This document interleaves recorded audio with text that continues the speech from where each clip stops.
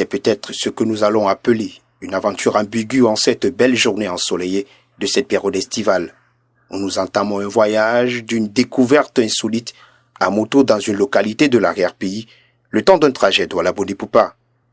Une localité située à une trentaine de bornes de la cité capitale économique, soit à plus de 66 km de la ville de Yabassi, chef-lieu du département d'Unkam dans la région du littoral, et à 217 km de la capitale Yaoundé dans la région du centre.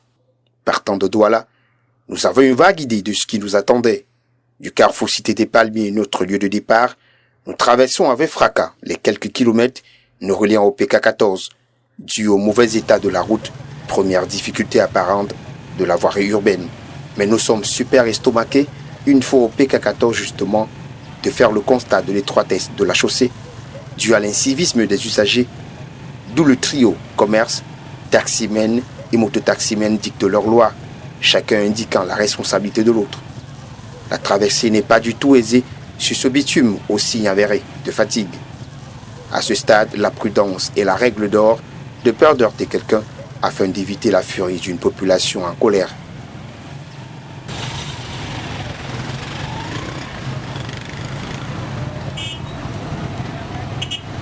Comme toute balade touristique, nous étions parés à toute éventualité, avions-nous pensé qu'elle a priori, à la vue des automobilistes à notre rencontre, nous changeons radicalement de paradigme car nos cerveaux venaient de nous envoyer de nouveaux signaux sur ce que nous allions vivre sur cette route métissée jadis axe lourd raccordant les deux capitales Douala-Yaoundé.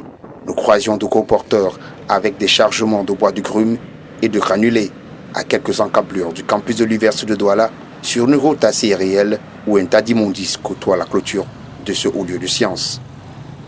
Aussi le bitume cède de part en part, créant des nids de poules, voire d'éléphants. Les ions poussières en saison sèche, autant que la boue en saison pluvieuse, sont le partage des populations, particulièrement ici au PK20, entre école publique Ngoma. Ici, rien à faire. Un détour s'impose pour la suite du parcours, aux grandes dames des populations médusées et impuissantes. Puisque ça fait déjà plus de 4 ans que moi je suis dans les lieux, je vis la même chose. Par exemple, les voitures calent et nous-mêmes, l'accès n'est pas facile. Tu as les simples babouches, même si c'est chaussé comment en bout, la boue se retrouve sur toi au point où tu ne parviens pas à circuler. Même les voitures, même les gros porteurs, encore c'est pire. Tout le temps ils tombent et on est obligé de les tirer, de creuser l'endroit pour que les voitures sortent. Bon, du coup, avec ça, c'est pas facile. Mais on fait avec. Même en saison sèche, on souffre, en saison pluvieuse, on souffre. Ce qui fait que, bon, avec ça, on fait avec, mais on n'a pas le choix, on ne peut pas déménager notre quartier. Moi, j'ai vu des camions qui sont renversés. On est obligé de les remorquer plusieurs fois. On a tiré, il y a même un monsieur chinois qui a même jeté les pieds en route, quoi. Finalement, même là-haut, ça ne sert à rien. On n'appelle pas ça que route parce que pour moi, il faut faire sur le marécage. Tout le monde, on se plaint tous les jours, chaque seconde, chaque minute. Ce n'est pas praticable. Curieusement, c'est un axe sollicité pour un trafic dense où un balai incessant de gros camions d'exploitation est observable. On s'interroge même comment se fait-il que les grandes sociétés, les grandes entreprises travaillent, exploitent les bois, exploitent même les graviers, mais rien n'est fait. Rien n'est fait. Tous les jours les mêmes questions, tous les jours les mêmes plaintes. Donc finalement, même on ne sait même plus finalement qui s'agresser. À qui s'adresser pour le tort causé par l'inachèvement de ce chantier. Ce groupe d'adolescents, la boue jusqu'aux chevilles, les sandales à main, jonchées de vases, accuserait certainement le bon Dieu du pourquoi du mérite d'un tel sort, car ils viennent malencontreusement de traverser une zone apparemment interdite. Sur l'état de l'avancement des travaux qui battent de l'aile, seuls les engins mobilisés renseigneraient sur l'existence d'un potentiel chantier. Les riverains ne sont pas non plus avancés sur la question. J'ai même remarqué au début de 14, là, on fait des rigoles. À bout de temps, si peu de temps, ça s'est arrêté. Du coup, nous ne sommes pas au courant de ce qui ne va pas, où ça va avancer, où ça va apparaître un jour, où on va aussi devenir comme les autres. Pour le moment, on n'en sait rien. On n'en sait rien.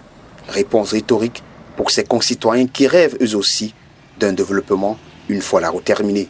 Pour l'heure, de nouveaux comportements ont vu le jour. Se déplacer sur cette route, c'est très désolant. En saison sèche, c'est la poussière. En saison pluvieuse, c'est la boue partout comme maintenant. Tenez par exemple, pour se rendre en ville venant de PK21 pour PK14, il faudra apprêter 2 tenues.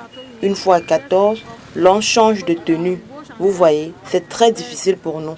La route, si là, ça nous fait même, quand on marche sur ça, on glisse, on tombe dans les trous partout, on s'assoit sur la moto, il y a les trous partout, ça nous casse même, partout. On arrive à la maison, on n'arrive plus à bien, donc nous sommes bien fatigués. La fatigue est d'autant plus accrue avec l'augmentation du coût du transport qui est passé du simple au double, voire au triple en fonction de la saison. Le coût du transport est très élevé et à peu nous déboursions 200 à 250 francs CFA pour nous rendre à PK14. À présent, avec l'augmentation du prix du carburant, il faut prévoir par personne en moyenne 500 à 600 francs CFA. C'est tout cela qui rend la vie si difficile. Imaginez vous-même ce tarif dans la nuit. Nous souffrons vraiment. Cette souffrance semble s'amenuiser après le passage PK14, PK21. Et là, tout s'éclaircit, le décor change. On peut enfin admirer la splendeur de la nature, la beauté du paysage qui invite à une halte en pleine nature. Pas le temps de s'évader, un autre fait saillant attire notre attention. Les rigoles tenant lieu de canalisation sont gorgées d'eau, de déchets de toutes sortes ou tout simplement d'herbe. Par endroits, la nature a repris ses droits, l'érosion gagne du terrain à telle enseigne d'en créer parfois des canyons au risque de couper la route en deux si rien n'est fait à date. Un danger permanent qui préoccupe davantage le patriarche Isaac Alphonse Issousset, septagénaire domicilié ici à Mangoulé depuis 58 ans déjà. Quand l'occasion s'y prête, il essaie avec le peu de force qui lui reste de mettre son habitacle propre. Après 7 ans que ce type de travail, ils ne font absolument rien. Devant ma cour, il y a un danger permanent. Je ne sais pas si un jour ça peut marcher.